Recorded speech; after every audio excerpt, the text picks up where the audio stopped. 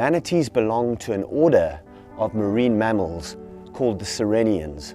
They come from an ancient word called a siren, and the old mariners used to believe that manatees were mermaids.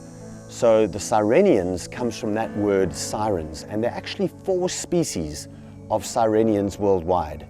3 species of manatees and 1 species of dugong. The 3 species of manatees are the West Indian manatee, the West African manatee, and the Amazonian manatee. And right here in Florida, we have the West Indian manatee, but we also have a subspecies of that manatee here called the Florida manatee. Manatees can get up to 1,200, 1,300 pounds. In very rare cases, they can get up to 3,500, 3,600 pounds, up to 13 or 14 feet long. And the Florida manatee is the largest of all the manatee species. The Florida manatee is nearly entirely herbivorous, which means it feeds on aquatic plants, and they're very, very partial to something called seagrass. And that's another very important resource that is vital for us to protect, is for these manatees to be able to feed on seagrass for generations to come. Things like oil spills, pollution in the water, pesticides, these all have the ability to severely deplete the seagrass on which these manatees depend. Now, manatees can feed on up to 1/10 of their body weight in seagrass every day. So you can imagine that a manatee that weighs 1,000 pounds is eating up to 100 pounds of seagrass every single day.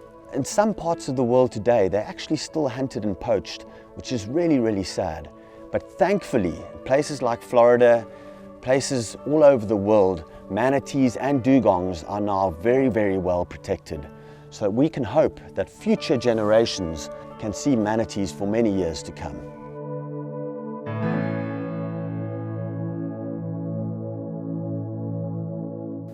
Everybody loves manatees, and one of the best places to see them in the Palm Beaches is at the Florida Power and Light Power Plant at Manatee Lagoon, especially in winter.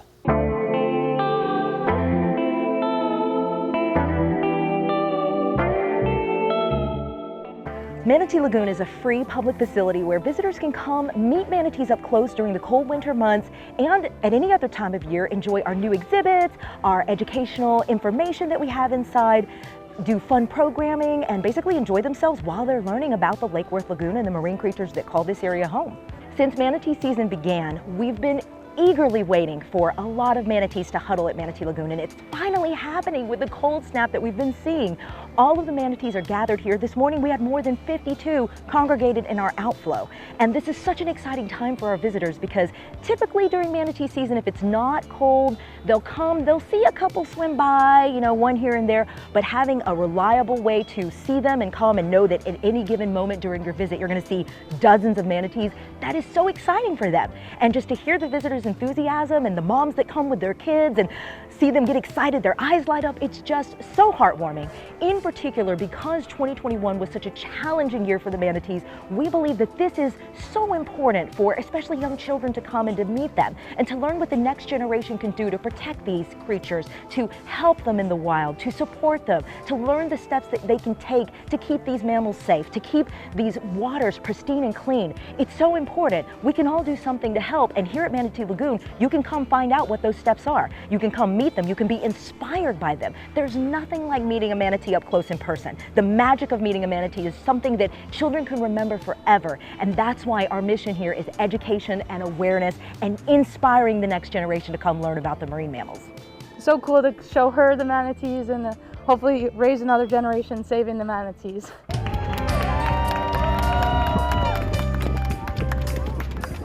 Yesterday was particularly exciting with the manatee released by Florida Fish and Wildlife Conservation Commission. The manatee was rescued 1 year ago this week in the waters around Manatee Lagoon. They observed back then it was severely injured from a suspected boat strike. I mean, its back was really torn up. And when you see the photos, you are like, wow, boats can really do some serious damage to manatees. The manatee was rescued a year ago, taken to Miami Seaquarium where it was rehabilitated. They named it Lemur. and the juvenile manatee was deemed healthy enough to put back into the water. Typically what they'll do is they'll put the manatee back where it was rescued. Since it was rescued here at Manatee Lagoon, they were able to put it in the water. We happened to have a crowd of visitors that day because they knew that this was the time of the year to come see the sea cows, and it was so exciting for them. People cheered when the manatee went into the water, and it was exciting to see everybody be so enthusiastic about conservation in action.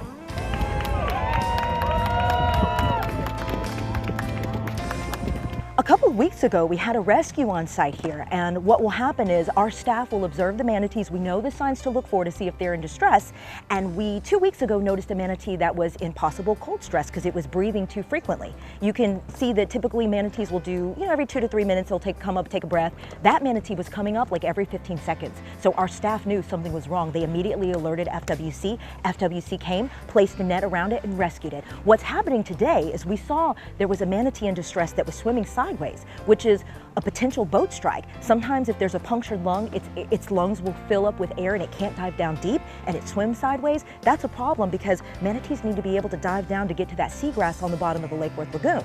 If they can't get to that seagrass, that becomes a problem. They can starve. So our staff kept an eye on it, but these are wild marine mammals. They're going to do what they want to do, and this marine mammal swam away. So we've been eagerly looking for this manatee. Everybody's got their eyes out. FWC's got their boat of marine partners out there with them looking for it. So they're observing, hoping to find this manatee in distress because it needs help. It needs to be rescued. So we're keeping our fingers crossed and hoping that they can rescue it and take it to be rehabilitated.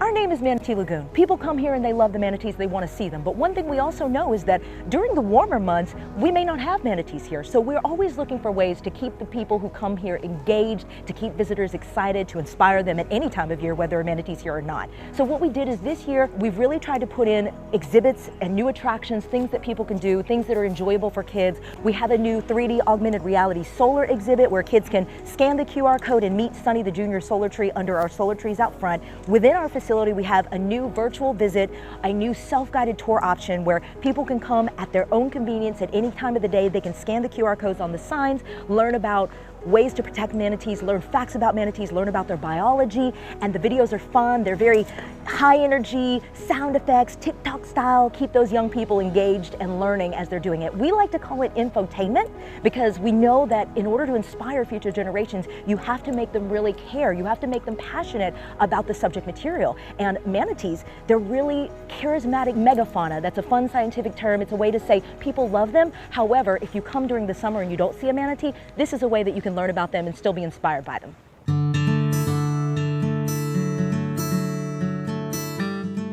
One thing that's truly amazing about the Palm Beaches is that we have such a marine biodiversity. The Lake Worth Lagoon as an estuary is truly fantastic to not only see manatees, but to see all kinds of creatures like sea turtles, eels, octopus, spotted eagle stingrays swim by here all the time. One thing that's also special about Manatee Lagoon is even if you don't see a manatee, you're bound to see something in the water. It's almost like a living aquarium of wild marine aquatic creatures. For example, on a given day during the summer, you can see 18 spotted eagle rays swim by. You can see nurse sharks, you can see bull sharks, you can see angelfish, you can see everything. And it's so spectacular to have this facility right on the water up against not only a wonderful place for manatees to come with a natural seagrass bed around the area in the Lake Worth Lagoon, but also to have the Gulf Stream coming through Palm Beach County. Palm Beach County is the closest landmass to the Gulf Stream, which is that wonderful current that brings all kinds of marine mammals here. And having the marine life come close to Manatee Lagoon allows our visitors to see it up close firsthand. There are people who may never want to get in the water and scuba dive and snorkel, yet here at Manatee Lagoon, they can see all kinds of fish and sea life that they would normally have to go deep dive down to see. That's why we love having this facility right here, because it allows our visitors to visit for free, to see the marine biodiversity, and to be inspired to learn more, to protect them, and to really preserve the habitat that they have in the wild and our wonderful natural environment.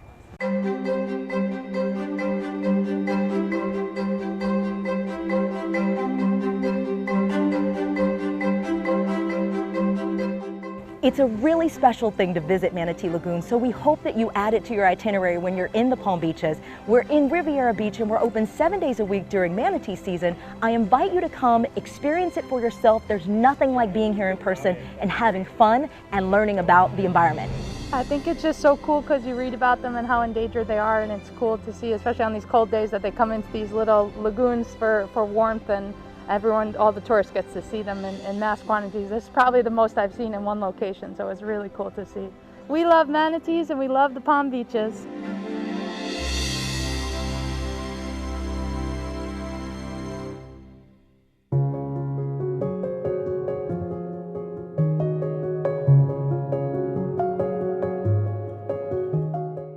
Well, it's a beautiful winter's day here in the Palm Beaches, and I'm with Rachel, who's the Conservation and Education Liaison at Manatee Lagoon. And they have just released a manatee here today. Rachel, tell us a little bit about this manatee that you've released. Absolutely. This manatee's name is Lemur, and he was caught here at Manatee Lagoon about a year ago, January 15th of 2021. Because of a severe boat strike on his side. So he needed to be rehabilitated, and he was taken to the Miami Seaquarium, where they took great care of him, rehabilitated him, and released him right back into our clean warm water discharge where he was captured. Oh, that's great news. And will you be tracking him and monitoring him over the years? Him or her? Yes, yeah, indeed. So here at Manatee Lagoon, we are not actively doing the tracking, but we do get that information from those entities who do. So the Clearwater Marine Aquarium did put a satellite tag, a tracker, on Lemur, the manatee that we released today, and will be tracking his whereabouts. And they do migrate, right? So they're quite site faithful. They'll come back to the same site year upon year, but they'll also migrate up and down the coast, correct? Exactly. So manatee calves will learn from their mothers everything they need to know, such as where to find warm water sites, where to find food, and where to find fresh water. So a lot of people don't realize that they do need to drink fresh water just like we do, and they will return year after year to a lot of those similar sites that they learn. But during the summer months, when the waters warm up, they do migrate, just as you mentioned. So during winter, they'll migrate to these clean warm water outflows or other natural warm water sites, and then in the summer months, they disperse throughout the coast of Florida. And the relationship with humans and manatees between the two species, it's almost like a double-edged sword in this case, isn't it? Because here we've got a situation at the power plant where they're benefiting from the warm water produced by humankind, and then on the other hand, you've got manatees that are getting struck by boats. Tell us a little bit about that and the relationship that we have with manatees. Yeah, we have definitely developed a very close relationship with these animals over the years in the form of our warm water discharges. So historically, before we had these power plants that were putting out this clean warm water, manatees would spend a lot of their time either in the more southern areas of Florida where the water temperatures don't drop quite as low, or in the freshwater springs. However, unfortunately, a lot of the springs have been developed and a lot of that natural habitat has been reduced over the years. And so these warm water outflows from power plants have become more and more important to these animals. And if you had a message for the general public, what would it be in terms of manatee conservation? What can we do to make the lives of manatees better?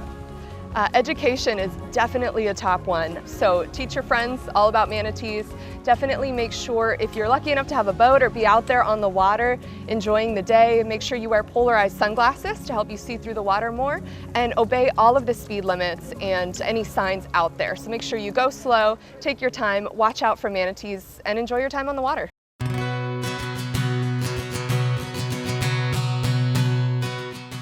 So one of the challenges that we've heard facing manatees today is the lack of food and seagrass for them to feed on. Can you tell us a little bit about that and how important it is for us to preserve our waterways and the quality of our water here in Florida?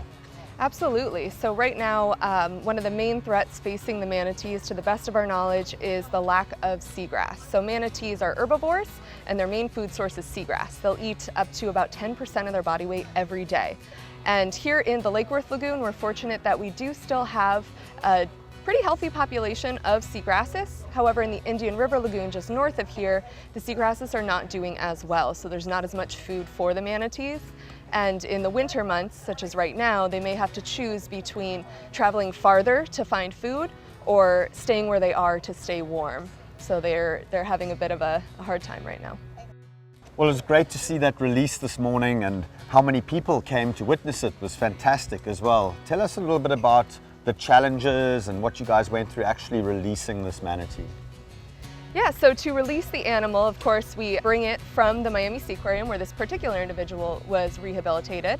And the first thing we'll do is get it off the truck and take a few measurements. So we want to make sure we know how big the animal is, take pictures to know where any of its scars might be so that we could identify it later, and put on a satellite tracking tag onto this area called the peduncle, where the body kind of thins out and before the tail flares out, right there at the base of the tail. They'll wrap a belt around there and attach by a tether a satellite tracking tag. So you may see them out in the water. They are usually a white float with some sort of colored band on top and an antenna. So those are meant to be there. They are labeled manatee tag, and you definitely want to leave it alone if you do see that. If you're ever concerned, you can call Florida Fish and Wildlife and report it. They do like to know where those tags are, but just wanted to mention that. Please do leave those if you see them. They're really important.